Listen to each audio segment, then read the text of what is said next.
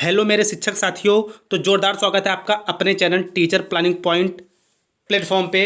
और आप सभी को आगामी एग्ज़ाम की ढेर सारी बधाइयाँ। देखिए, जो आगामी शिक्षक पात्रता परीक्षा है बिल्कुल नज़दीक आने वाली है। जैसे ही सब कुछ नॉर्मल होगा वैकेंसीज आपको देखने को मिलेगी, इसलिए अपनी तैयारी बिल्कुल पुख्ता और बढ़िया रखिए ताकि पहली बार में आप एग्ज़ाम क्रैक कर जाएं और आपका जो सिलेक्शन हो वो सुनिश्चित हो सके। तो चैनल पे देखिए एनसीईआरटी के जो स्पेशली क्वेश्चन पूछे जाते हैं, चैनल पे उसकी सीरीज चल रही है। पार्ट 1 2 अपलोड हो गया है। यदि आपने ना देखा हो तो चैनल पे जाइए और देखिए।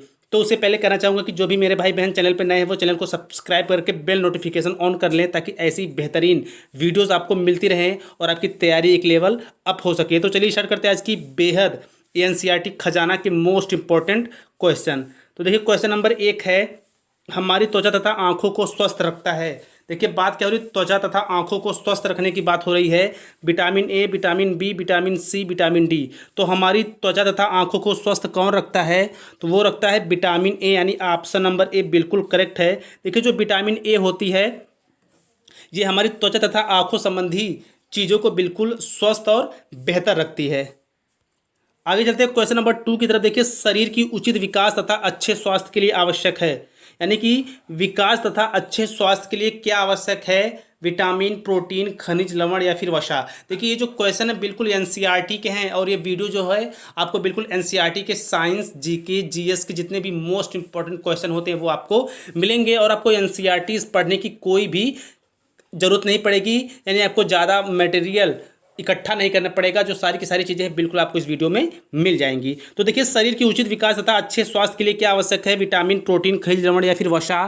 क्वेश्चन नंबर 2 की बात हो रही है तो क्वेश्चन नंबर 2 का जो करेक्ट ऑप्शन है वो है ऑप्शन नंबर सी, यानी कि जो खनिज लवण है वह शरीर की उचित विकास तथा अच्छे स्वास्थ्य के लिए आवश्यक होता है। क्वेश्चन नंबर 3 की तरफ चलते हैं। देखिए, विटामिन बी की कमी से होने वाला रोग है बेरी बेरी, स्कर्वी, घेघा, विकलांगता। देखिए, एग्जाम में रोग और उससे हो यानी कि बीमारी तथा उससे होने वाली विटामिन्स या फिर विटामिन जो रोग होते हैं उनके निवारण के लिए क्या कुछ खाना लेना चाहिए, इससे क्वेश्चन पक्का आपको एग्जाम में देखने को मिलेंगे ही मिलेंगे। इसलिए वीडियोस में उन सारे क्वेश्चन को ऐड किए गए हैं जो एग्जाम पॉइंट ऑफ व्यू से वेरी एंड वेरी इंपॉर्टेंट हैं। तो क्वेश्चन नंबर 3 का जो सबसे करेक्ट ऑप्शन होगा होगा ऑप्शन नंबर ए, यानी कि बेरी बेरी। यानी कि विटामिन बी से क्या होता है? Berry berry. देखिए, बी है फिर बेरी बेरी है, बिल्कुल आप चीज़ों को रिलेट करके याद कर सकते हैं। तो देखिए, अच्छा, बेरी बेरी में होता क्या है? तो देखिए, बेसिकली इसमें होता क्या है कि इसमें जो आपकी शरीर होगी, इसमें जो हमारा शरीर होगा वो क्या होगा? दुर्बल होता है, कमज़ोर होता है। उसके बाद जो हमारा मन होता है वो यानी कि हमारे शरीर के अंदर ऊर्जा की कमी रहती है और हमारा कोई काम करने का मन नहीं करता है क्योंकि हम बहुत कमजोरी महसूस करते हैं। विटामिन बी यानी कि जो बेरी बेरी रोग है इसके अंतर्गत। तो चलिए क्वेश्चन नंबर 4 की तरफ चलते हैं। देखिए, क्षुद्र ग्रह पाए जाते हैं, जो क्षुद्र ग्रह होते हैं वो पाए जाते हैं पृथ्वी और मंगल के बीच, बुध एवं शुक्र के बीच, मंगल एवं बृहस्पति के बीच या फिर शनि एवं मंगल के बीच। क्वेश्चन नंबर 4 की बात हो रही है तो क्वेश्चन नंबर 4 का जो सबसे सही ऑप्शन है वो है ऑप्शन नंबर सी, यानी कि मंगल एवं बृहस्पति के बीच क्या होते हैं? क्षुद्र ग्रह पाए जाते हैं। आप देखेंगे जब सोलर सिस्टम का मैप देखेंगे तो उसमें आपको ये चीज़ें दिख जाएंगी। आगे चलते क्वेश्चन नंबर 5 इधर देखिए, सूर्य के चारों ओर चक्कर लगाने वाले छोटे छोटे टुकड़ों को क्या कहते हैं? देखिए, यहाँ पे छोटे छोटे टुकड़ों की बात हो रही है कि छोटे छोटे टुकड़ों को क्या कहते हैं? उल्का पिंड, धूमकेतु, ग्रह या फिर उपग्रह। तो सूर्य के चारों ओर चक्कर लगाने वाले छोटे छोटे टुकड़ों को क्या कहते हैं? Question number 5। तो क्वेश्चन नंबर 5 का जो सबसे करेक्ट ऑप्शन है वो है ऑप्शन नंबर, यानी कि जो उल्का पिंड उसे कहते हैं। यानी कि सूर्य के चारों ओर चक्कर लगाने वाले छोटे छोटे टुकड़ों को क्या कहते हैं? उल्का पिंड कहते हैं। आगे जो देखिए, दल बदल कानून भारतीय संविधान के किस अनुसूची में है? दल बदल कानून भारतीय संविधान के किस अनुसूची में है? 8वीं अनुसूची, 9वीं अनुसूची, 10वीं अनुसूची या फिर 11वीं अनुसूची। क्वेश्चन नंबर 6 की बात हो रही है तो क्वेश्चन नंबर 6 का जो सबसे सही ऑप्शन है वो है ऑप्शन नंबर सी, यानी कि जो 10वीं अनुसूची है उसमें क्या है? उसमें दल बदल कानून भारतीय संविधान की व्यवस्था की गई है। देखिए, जीवाणु जनित रोग है निमोनिया, एड्स, चेचक, पोलियो। क्वेश्चन नंबर 7 बेहद ही इंपॉर्टेंट क्वेश्चन है क्योंकि बीमारी और उससे होने वाले रोग, इससे क्वेश्चन पक्का आपको एग्जाम में देखने को मिलेंगे। तो क्वेश्चन नंबर 7 का जो सबसे करेक्ट ऑप्शन है वो है ऑप्शन नंबर ए, यानी कि निमोनिया। देखिए, जो जीवाणु जनित रोग होता है निमोनिया। बाकी जो ऑप्शंस में आए हैं एड्स, चेचक, पोलियो, ये किसकी कमी से रोग होते हैं? इसके वाहक कौन होते हैं? तो इसके वाहक होते हैं विषाणु। विषाणु। आगे चलते हैं क्वेश्चन नंबर 8 की तरफ। देखिए, लीजेंड ऑफ सुहेलदेव पुस्तक के लेखक हैं अमीश त्रिपाठी, कर्णपुरी, मीना राय या फिर जगदीश प्रसाद। तो देखिए लीजेंड ऑफ सुहेल देव एक बेहद ही फेमस 2020 की पुस्तक है। तो इसके जो राइटर हैं वो है अमीश त्रिपाठी, यानी ऑप्शन नंबर ए बिल्कुल 110% करेक्ट होगा, क्योंकि राइटर और उससे लेखक से भी क्वेश्चन एग्जाम में बनते हैं। देखिए प्रार्थना समाज के संस्थापक थे, प्रार्थना समाज की बात हो रही है, केशव चंद्र सेन, सतीश कुमार, अजय रस्तोगी या फिर वीरेंद्र सिंह। क्वेश्चन नंबर 9 की बात हो रही है। क्वेश्चन नंबर 9 का जो सबसे करेक्ट ऑप्शन वो है ऑप्शन नंबर ए, यानी कि केशव चंद्र सेन प्रार्थना समाज के संस्थापक हैं। देखिए कर्म कांड प्रधान ग्रंथ है, यानी ऐसा कौन सा ग्रंथ है जिसमें कर्म कांड प्रधानता आपको देखने को मिल सकती है। अच्छा, कर्म कांड प्रधानता मीन्स क्या होगा, जैसे कि कर्म कांड होते हैं जैसे पूजा के समय या फिर कोई मृत हो जाता है उसके समय जो भी रस्में निभाई जाती हैं या भी जो कर्म कांड किए जाते हैं, आपको वो बताना है कि वो सारी चीज़ें किस ग्रंथ के अंतर्गत आती है। ऋग्वेद, यजुर्वेद, सामवेद, अथर्ववेद। क्वेश्चन नंबर 10 की बात हो रही है। क्वेश्चन नंबर 10 का जो सबसे करेक्ट ऑप्शन वो है ऑप्शन नंबर बी, यानी कि जो यजुर्वेद होता है वो कर्म कांड प्रधान ग्रंथ है। क्वेश्चन नंबर 11 देखिए बौद्ध धर्म में घोड़ा और गृह प्रतीक हैं, यानी घोड़ा और गृह किसके प्रतीक है। आपने देखा हो कि जो बौद्ध धर्म आप पढ़ेंगे तो उसमें जो भगवान बुद्ध के जीवन संबंधी चीज़ों को बताने के लिए प्रतीकों का प्रयोग हुआ है, या फिर उनके समय जो प्रतीकों का प्रयोग होता था वो आपको बताना है कि उसमें जो घोड़ा और गृह थे वे किसके प्रतीक थे। जन्म का, त्याग का, ज्ञान का या फिर निर्माण का। यहाँ पे निर्वाण होगा। वैसे क्वेश्चन नंबर 11 की बात हो रही है, तो क्वेश्चन नंबर 11 में जो सबसे करेक्ट ऑप्शन है वो है ऑप्शन नंबर बी, यानी कि त्याग का। घोड़ा और गृह किसके प्रतीक है, त्याग का प्रतीक है। देखिए हमारा सौरमंडल जिस आकाशगंगा में स्थित है उसका आकार है दीर्घवृत्ताकार, गोलाकार, सर्पिलाकार या फिर चपटी। तो देखिए हमारा जो सौरमंडल है वो जिस आकाशगंगा में स्थित है उसका आकार कैसा है, तो उसका आकार है सर्पिलाकार। ऑप्शन नंबर सी बिल्कुल 110% करेक्ट है। देखिए हमारी जो सौरमंडल है, यानी हम किस आकाशगंगा में रहते हैं, दुग्ध मेखला, यानी जो मिल्की वे है उसी में हमारी पृथ्वी है, तो उसका आकार कैसा है, तो उसका आकार सर्पिलाकार है। देखिए पराश्रव्य ध्वनियों, यानी कि पराश्रव्य वे ध्वनियाँ होती हैं जिसकी आवृत्ति होती है, यानी कि पराश्रव्य ध्वनियों की आपको आवृत्ति बतानी है। तो देखिए 20,000 हर्ट्ज से अधिक, 10,000 हर्ट्ज से अधिक, 1,000 हर्ट्ज से अधिक, इन्हीं तीनों में एक ऑप्शन है जो बिल्कुल पराश्रव्य वे ध्वनियाँ होती हैं जिसकी आवृत्ति होती है। क्वेश्चन नंबर 13 की बात हो रही है, तो इसका जो सबसे करेक्ट ऑप्शन है वो है ऑप्शन नंबर ए, यानी कि 20,000 हर्ट्ज जो अधिक होती हैं वो पराश्रव्य ध्वनियाँ की आवृत्ति होती है।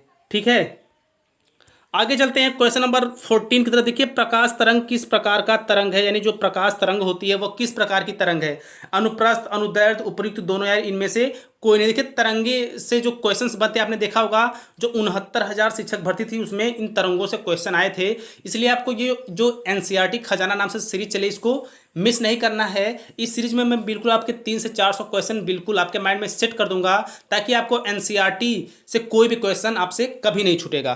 तो देखिए क्वेश्चन नंबर 14 की बात हो रही है, तो क्वेश्चन नंबर 14 का जो सबसे करेक्ट ऑप्शन है वो है ऑप्शन नंबर ए, यानी अनुप्रस्थ तरंगे हैं। तो देखिए प्रकाश जो तरंग होती है, यानी जो प्रकाश तरंगे, मान लीजिए सूर्य के प्रकाश की बात हो रही है तो वो कैसी तरंगे होती है, वो अनुप्रस्थ तरंगे होती हैं।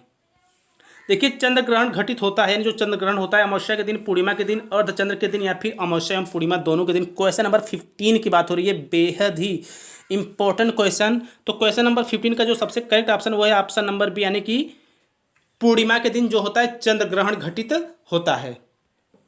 आकाश का नीला रंग प्रतीत होता है, यानी जो आकाश है उसका नीला रंग क्यों प्रतीत होता है, विवर्तन के कारण, अपवर्तन के कारण, परावर्तन के कारण या फिर प्रकीर्णन कारण। देखिए बहुत ही कंफ्यूजन वाला क्वेश्चन है, आई होप आप बिल्कुल कंफ्यूज हो गए होंगे। यदि आपके माइंड में जरा सा भी डाउट रहेगा तो यहाँ पे आप तुरंत मिस्टेक कर जाएंगे और आपका जो 1 नंबर होगा वो कहीं ना कहीं आपका स्कोर भी कम करेगा। सो आपको कंफ्यूज नहीं होना है, सारी सारी जो चीज़ें बिल्कुल क्लियर हैं। तो आकाश का नीला रंग किस कारण होता है, क्वेश्चन नंबर 16 की बात हो रही है। तो क्वेश्चन नंबर 16 का जो सही ऑप्शन वो है ऑप्शन नंबर, यानी प्रकीर्णन के कारण जो आकाश होता है उसका कलर हमें ब्लू दिखाई देता है या नीला कलर दिखाई देता है। देखिए कंप्यूटर वायरस होता है एक, यानी जो कंप्यूटर होते हैं उसमें वायरस जो होता है वो क्या होता है, सॉफ्टवेयर प्रोग्राम होता है कि इनपुट प्रोग्राम होता है कि आउटपुट प्रोग्राम होता है कि सॉफ्टवेयर होता है। क्वेश्चन नंबर 17 की बात हो रही है, तो क्वेश्चन नंबर 17 का जो सबसे करेक्ट ऑप्शन है वो है ऑप्शन नंबर, यानी कि कंप्यूटर वायरस की बात हो रही है, जो कंप्यूटर में वायरस हो जाते हैं।